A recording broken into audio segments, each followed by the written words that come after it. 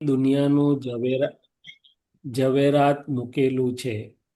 આ ચરણવિધિ તો વ્યવહાર સિદ્ધ સ્તવન છે. આપણને સિદ્ધ સ્થિતિમાં લઈ જનારો વ્યવહાર છે આ. એટલા માટે આપેલી છે ને. અક્રમમાં તો અવશ્ય કરવા જેવું શું?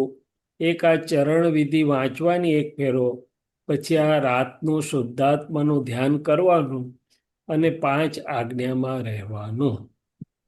તો આપતવાણી પુસ્તક વાંચવું જ એવો આગ્રહ ના હોવો જોઈએ. અને પેલી ચરણ વિધિનો આગ્રહ છે. ચરણ વિધિ એ ચાર્જ કહેવાય, જેને કરવી પડે એમ કહીએ ને, એ ચાર્જ. અને તે આજ્ઞાપૂર્વકની છે વસ્તુ. ચરણ વિધિ તો તમારે વાંચવાની દાડે. આ બીજી વિધિઓમાં તો ઊંઘે આવી જાય તમને તોય ચાલે. ઊંઘ પછી પાછો જાગ્રત થાય તો પેલી વિધિ પાછી ફરી ભેગી થાય તોય ચાલે. પેલી ચરણ વિધિમાં ચાલે નહીં, ટુકડા ના હોય એમાં. ચરણ વિધિ જેટલું સ્વરૂપ વ્યક્ત થશે અને કચરો નીકળતો જશે ઝપાટા બંધ.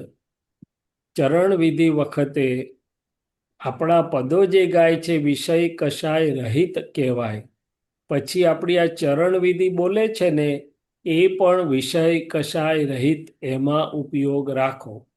ચરણ વિધિ વખતે કશા વિચાર ઉત્પન્ન ન થાય, બીજું કશું દેખાય નહીં, ત્યારે એ ઉપયોગ કહેવાય. એટલે હમ. આ ચરણ વિધિ એટલે કે નિશ્ચય વ્યવહાર ચરણ વિધિ કહી દાદાએ. એમાં ફાઇલ હમ. એક કરનાર છે, હું જાણનાર છું. અને હે દાદા ભગવાન, મને આપની હાજરીમાં ચરણવિધિ કરાવો. આપ મારી સન્મુખ બિરાજો, હું આપની હાજરીમાં નામધારી ચરણવિધિ દાદાનું નિધિ ધ્યાસને રહે. સુંદર ચરણવિધિ વંચાય એવી રીતે ફાઇલ એક કરતી જાય અને હું શુદ્ધાત્માને જાણતો જઉં. તો એમાં વ્યવહાર અને નિશ્ચય બંને છે.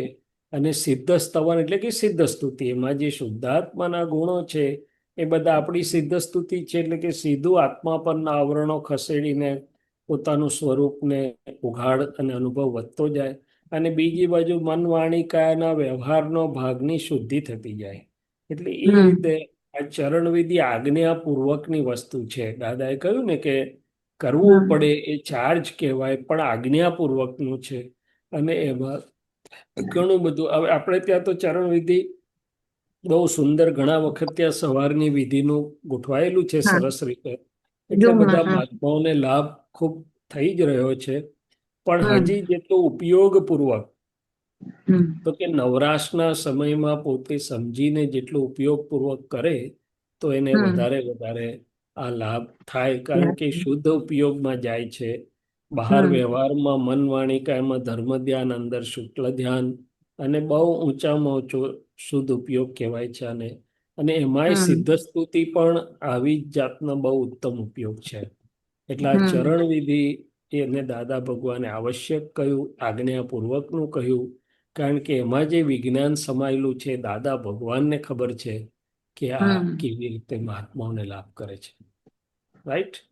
હમ. રાધિકાજી. શૈલેષાનંદજી, ચરણ હાજી. વિધિમાં પણ આપણે હમણાં પહેલા વાત હતી ને મનની, એમાં પછી હમ. ચરણ વિધિ કરવાથી ફાયદો તો થાય જ ને મનને? બહુ જ. મન મન સંયમિત થવા લાગે ને.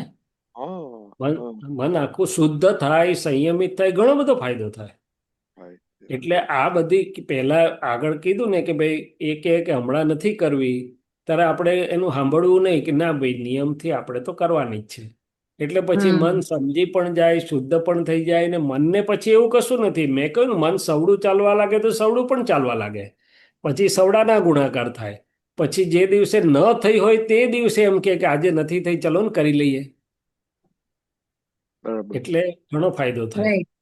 બધાને ફાયદો થાય. મન બુદ્ધિ ચિત્ત અહંકારને થાય અને શુદ્ધ ઉપયોગ શુદ્ધાત્મામાં પણ થાય, બંનેને થાય.